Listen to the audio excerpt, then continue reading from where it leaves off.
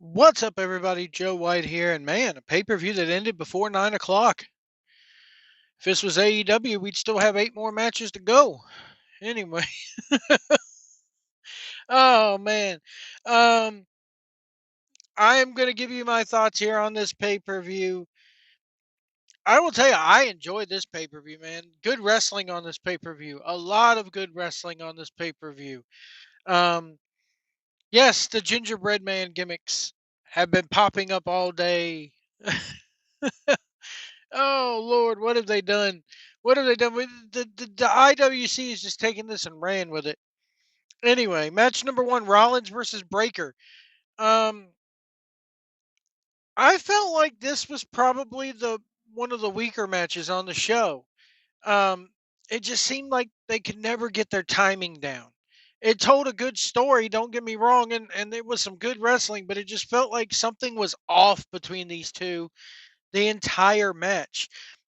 If I had to give it a quote unquote little star rating, I'd say it's a solid 3 out of 5. Um, if they could have gotten their timing down, it would have been a lot better. But there was just too many botches. That damn Frankensteiner off the top rope. Braun Breaker should. I know he wants to pay tribute to his family, and it fits his character, but it doesn't work for him. It just does not work for him. Um, Braun Breaker got the win, and after an Austin Theory and Logan Paul run in, they didn't need to run in. He should have beat him clean, but I'm glad the Breaker won. Um, match number two after a commercial break. They're only 3 minutes, guys. And there was a lot less advertising in the ring. You had the 4 Riyadh season logos and then the WWE logo in the middle. I could have done without the Riyadh season crap, but oh well. Um, Trick Williams versus Sami Zayn. This was okay. I just don't get Trick Williams. I never have. Go back on this channel and listen to some of my NXT reviews when he was in the main events and stuff. This guy's not a main eventer. He's just I don't know. There's something about him that he just does not have it to me. Okay? He just does not have it. And the little Yachty thing is getting old and stupid. Sami Zayn was the babyface in this match. He's been the babyface throughout the whole program, but for some stupid reason they want y'all to boo him. I don't get this. This spits in the face of everything pro wrestling. I mean, it really does. But Trick Williams ends up winning anyway. Um, and then we have Kit Wilson and The Miz versus Danhausen, who ended up being Minihausen or Clonehausen. Look, this was just yuck yuck comedy. And you guys know how I feel about yuck yuck comedy for the most part. I hate it.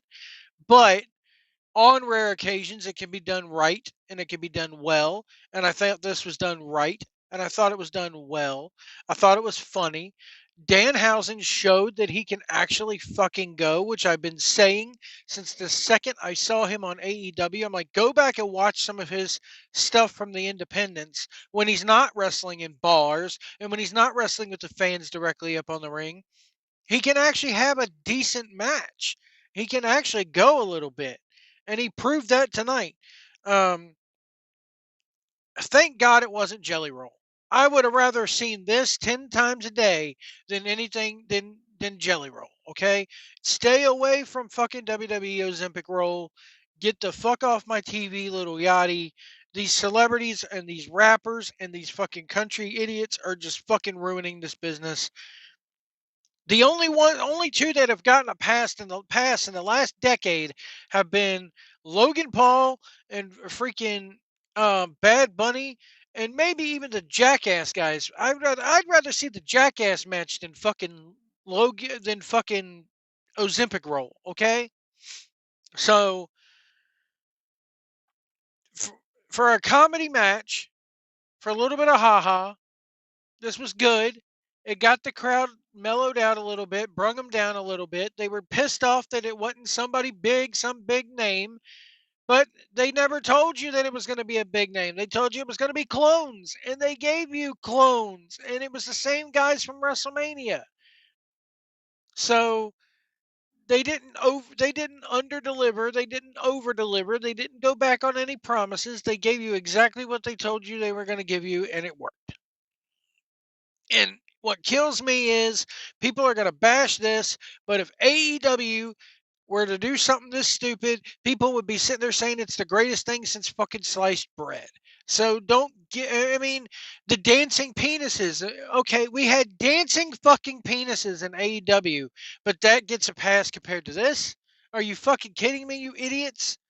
You AEW stands are absolute fucking morons, okay?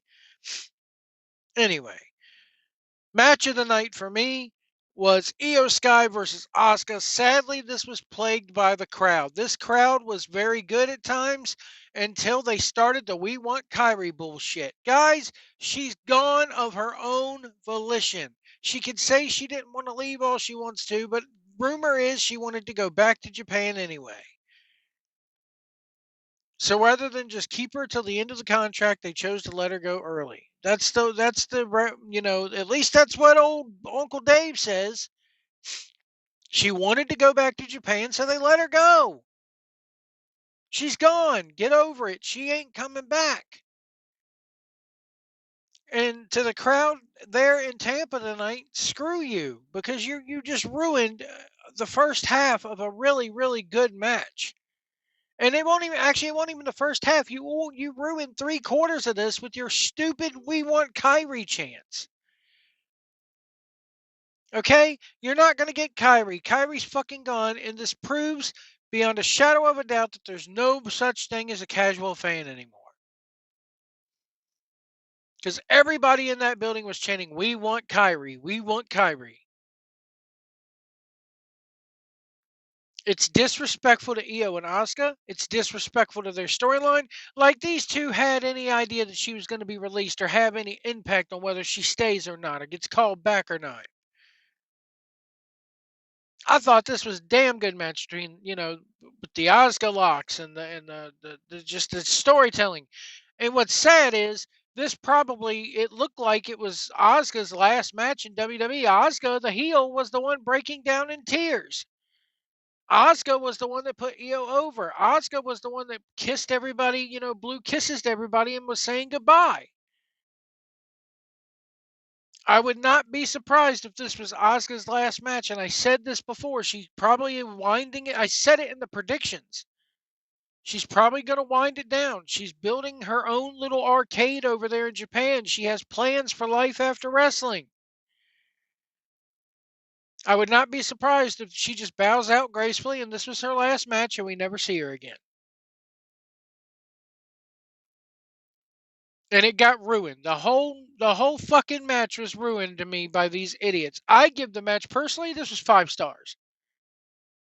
5 stars. If you have to let the crowd come into it, which they never should, play a role in how many stars a match gets, it brung it down to a 3. But I'm not gonna let the crowd, that those idiots, fucking dictate this match. To me, 5 stars. Very well done by both of them. Very athletic by both of them. Told a freaking good story. The mist being blocked by the computer was very well done. Stop fucking disrespecting wrestlers by chanting for bullshit. She ain't coming back. She was never going to come back. She was never, despite what all these dirt sheet writers tell you. They still have time for Kyrie to. No, no, no. We would have gotten word that she left Japan.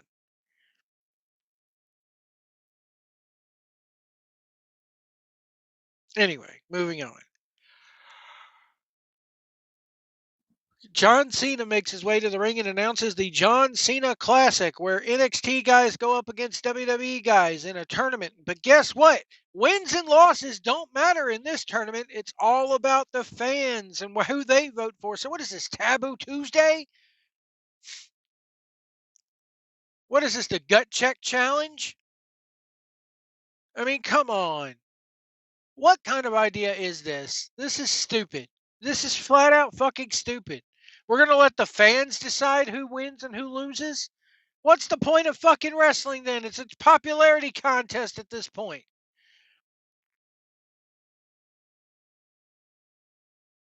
Anyway, it's just the whole concept is stupid. Letting fans decide maybe who gets to come back and as in a wild card spot, okay, what or something like that. That's fine. But having the entire tournament decided by the fans' reaction, come on. It's a tournament where wins and losses don't matter. That's what you're telling us. There's better ways to do that than this, man. They could have chopped it up and done like a NXT side and a WWE side for King of the Ring or something. But this is just, I mean, is this supposed to be their answer to the Owen tournament that AEW does every year? That is meaningless? Because this is going to be meaningless too. This is crazy. And then we had the main event, which was freaking amazing. I got to tell you guys, I'm not a fan of Roman Reigns when he does this part-time shit, but when he's there, he turns it on. I got to admit it. And Jacob Fatu is just as freaking awesome. This was hard-hitting. This was everything it should have been. These goddamn Samoans know how to put on a show. We did not see the Usos come in, which was very good, but they still can't give us a clean fucking finish with Roman. Roman's the absolute heel here. And then they have Jacob Fatu after the match, constantly coming in with the Tongan death grip, shoving officials, throwing Adam Pearce out of the ring, shoving more officials, Tongan death grip.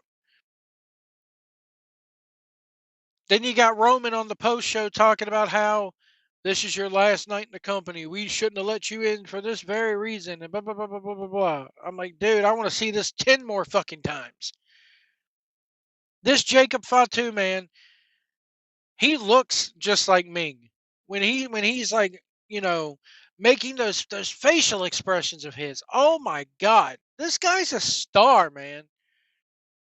They need to put that fucking belt on him. Now, they should have done this kind of shit with LA Knight because LA Knight, after he faced Roman, we all knew that Knight was losing, but they could have done something like they did with Jacob tonight to keep LA Knight strong.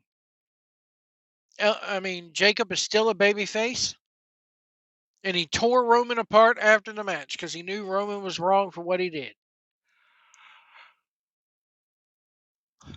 This was absolutely great. It was great storytelling. Overall, this pay-per-view was amazing. Yes, we got the commercial breaks. But we did not get as many ads. I mean, it started at 6 and it was over by 8:45. Do I feel like, they gave everybody good time? I thought. That the Danhausen match probably could have went about 3 minutes shorter, but oh well. It is what it is. Now, I will say when they put the clone back in the box and then a bunch of the other clones came out, I was not expecting all the clones from WrestleMania to come out. I was expecting maybe somebody then bigger, like a Punk or somebody like that to come out, but they kept it simple and it's funny and it made sense and it worked and it got Danhausen over even more. The main event worked. I could have done without the fuck finish, but oh well. It's Roman. You're going to get Roman as a heel. It fits his character. He's willing to do whatever he needs to do to keep that title on a part-time basis. He's willing to do whatever he does, whatever he needs to do to keep the title from falling into a psycho's hands in his eyes. This pay-per-view was really good. Really, really good. There's a lot of good wrestling on here. I just wish the crowd would have had enough sense to support it. Let me know what you guys think in the comments below. How would you rate Backlash overall? We'll see you down the road. Yeah, yeah, yeah, yeah. Feel like I'm made out of gingerbread.